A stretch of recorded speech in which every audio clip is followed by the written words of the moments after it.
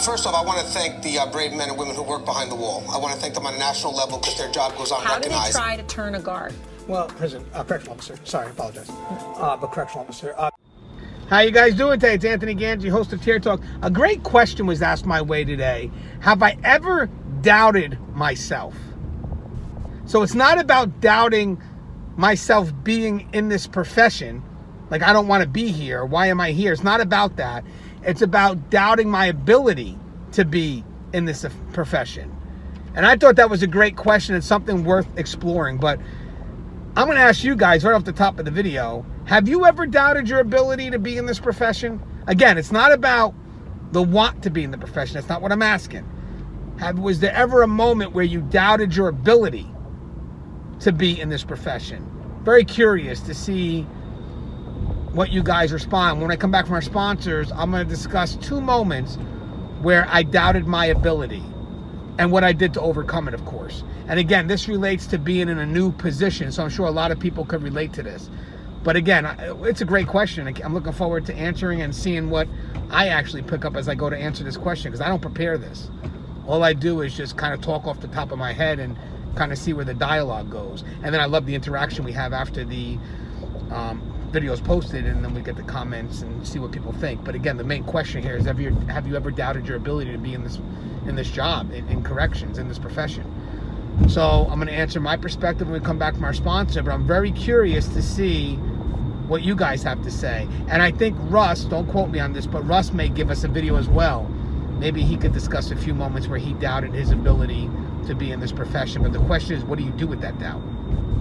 That's the question. How do you overcome? And that's what I'm going to discuss when we come back from our sponsors. Now, guys, if you haven't, the show Tier Talks for you, brave men and women that work in corrections. So please subscribe, interact, engage, comment, hit that bell. That bell's going to notify you every time I post a video. I stand by for a sponsor. I wanted to attend a university that had an intelligence program. I wanted to look at problems different. I wanted to increase my critical thinking abilities. AMU offered those avenues to expand. Obtaining your degree as an adult, you're actually paying yourself and investing in yourself. You can't put a dollar on it. It's priceless. It's something that can never be taken away from you. American Military University. Learn from the leader. Thank you guys for listening to my sponsor. So again, the question is, did I ever doubt my ability to be in this profession, in corrections? Now, I'm sure there's many times that I've come to that point where I just don't think I can do the job. I think that's for most people. Sometimes we get frustrated, we get stressed out. But there's 2 times in particular where I really felt that to the extreme, that I may not have the ability to do this job, to be in this career. And it's because of the new positions I had attained. So when I was frontline working in corrections, that officer, I enjoyed the front line tremendously. I enjoyed the interactions.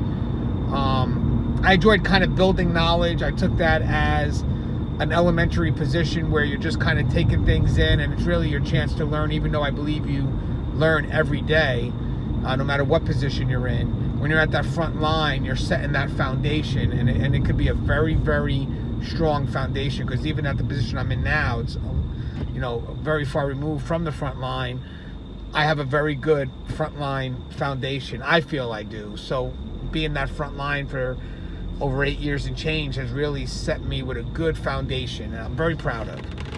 But because I took that as a tremendous learning experience for me, that I'm trying to build knowledge, I wasn't really ever in doubt of my abilities as a frontline professional, as a frontline officer. I was pretty confident, because even the mistakes I made, I took them as learning.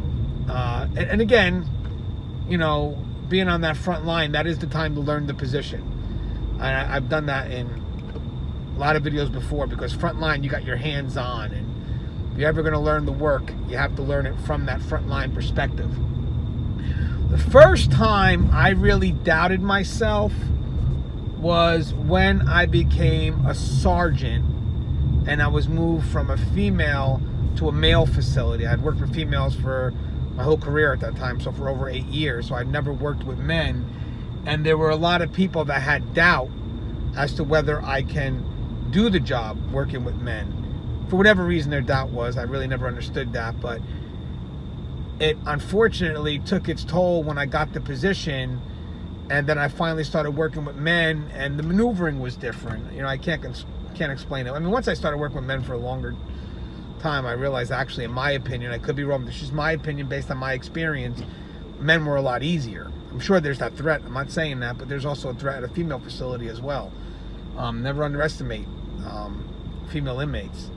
But with that said, in my opinion, just based on my experience, the men were easier to deal with. But again, I didn't have that experience at that time. So, you know, going into that supervisory position, never working with men before, there was just a different way to maneuver. And then also being a supervisor and really holding that responsibility of your subordinates. You know, you got to make sure that you make those right decisions, because life and death, not just yourself, but of many others, is officially in your hands. People will follow your orders. And there was also the fact that I was in a new facility. So after working 8 years at one facility and now going to another, I had to figure out how that facility moves. So there was a lot coming at me at once, but there was a lot that they expected me to know. There was no gradual, I'm going to walk you through being a supervisor. There was, you're a supervisor now, do what you got to do. So, you know, of course, not having that experience as a supervisor, not really being given that chance to gradually walk into the role, there was a little bit of doubt that I had. Like, can I do the job? And that's because I felt at that time I was overwhelmed with just crazy choices, and I find myself going to the front line, who always guided me correctly. I can never complain about that. So I started to find my comfortability in knowing where I can go and maneuver. And if you're good to your people and you're a team leader, they will protect you. They will make sure that you don't do anything foolish, and you have to listen to them. That you have to listen, never close yourself off. But that started to alleviate my sense of doubt. But the cool thing is here is I never got overwhelmed by my doubt. That's where it made it a little different for most.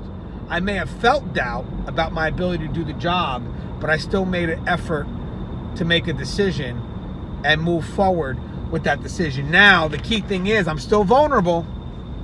I'm still vulnerable to what people may think about my decision, but I tried my best to justify, and I figured if the decision was made in good intent, the supervisors that would have to approach me, so my supervisors, they were good to some extent at understanding my justification and trying to build me in a manner that was constructive. Hey, that was great in the choice you made, but maybe I would have done it this way, as opposed to you were idiotic in the choice you made, and this is what happened. And again, that would only further the doubt I had. But the key is that I was able to move forward. People built me to where I needed to be, and then I was able to take on that role of a correctional supervisor pretty quick, you know. But again, I did have that initial doubt. Second time I had it was when I crossed into the administrative position and really knowing nothing about the position at all. I mean, this was a tremendous jump for me. I jumped over multiple ranks. Again, all through hard work and effort. But with that said, and I sat at this table with these two great supervisors, like my mentors, and I got a chance to be part of this interaction they had, and just the knowledge that they were able to share across the table. I mean, it was tremendous. It was such a humbling experience, and all I thought to myself was that moment was, I'm never going to know this profession like they do. I was just blown away by things that I was never introduced to. And just the knowledge they had on that, above and beyond. Everybody having their own background, but the unique thing about this is that these people that had this background, they may have came from one department, but they were so diverse in what they knew about the running of the facility. And I always tell people, when you're at that front line, take in the other perspectives. Look to the left, look to the right, do whatever you can, build a very strong foundation, because you will carry it with you throughout your career. So know those interactions with those different departments. You know, don't get me wrong, know your specifics of your function, but also see how you have to interact with the other departments, see how they maneuver a little bit, because as you start to move up, all that matters. Understanding other people's roles will matter in helping getting the mission of the agency completed. But anyway, I was so blown away by the dialogue between these two individuals, and I thought to myself, holy crap, what did I get myself into? Like, there's no training here, guys. There's just, you take the position and you run with it, and you learn things as you go. And I was just, wow. And I was a bit overwhelmed at this point, and there were moments where I was like, man, what did I do? I should have just went back and remained a sergeant. But there was one thing I wasn't thinking at that moment. What I wasn't thinking at that moment is the two people at that table, they progressed to that point. At one point, they were me. But all I saw at that moment is the outcome of that progress, who they became without really taking note of who they once were. And now I was so overwhelmed. But then they came up to me and they said, Gangi, that was a good meeting, huh? I said, yeah, I learned so much, but I don't even know where to place the knowledge that you gave me. My foundation is here. And he goes, Gangi, this is all experience talking. You know, together at that table, we have over 60 years experience between the two of us. So what you have to do is take your day-by-day experience, and eventually one day, you know, you'll be at this table having dialogue, and somebody new will come in and say, wow, can't believe what you know. So again, just looking at the outcome of what they've become overwhelmed me. I didn't think about who they were. I just thought about what I saw at that table.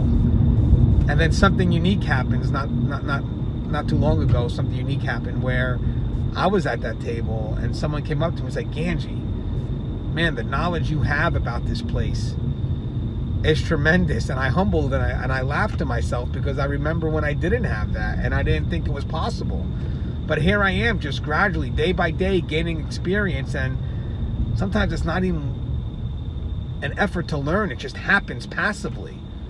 I mean, I could have spent that day and overwhelmed myself with just everything they talked about and trying to learn each different perspective. But what helped me out was just my day-to-day experience and the things I learned passively without even trying. So even though I doubted myself twice in my career that I could think of, it was really, I doubted myself because I didn't give myself a chance to get that experience needed to be who I needed to be. So if you guys ever have that chance where you doubt your ability, and again, in my case, it was because of the new positions, know for a fact that no one's perfect, especially when they first start a new position, and that you're going to make mistakes. Just don't let that doubt stop you from making a choice. Make a choice. And for supervisors that, you know, you may have people that just doubt their abilities, try to be constructive with them. Try to understand their perspective and look to build. Because when someone doubts their position or doubts their ability, they're vulnerable. And you can have the ability to either pick them up and give them confidence or destroy them. Choose the former. Be constructive and help alleviate that doubt. And you'll find that you're going to have people that are just going to be tremendous. But again, it takes time to get to that point. And I think that's my story. But the question was to you guys. Have you ever doubted your ability? I'm very curious. As always, guys, the show is Tear Talk. If you haven't, please subscribe, interact, engage, comment, hit that bell. That bell is going to notify you every time I post a video. Stay safe.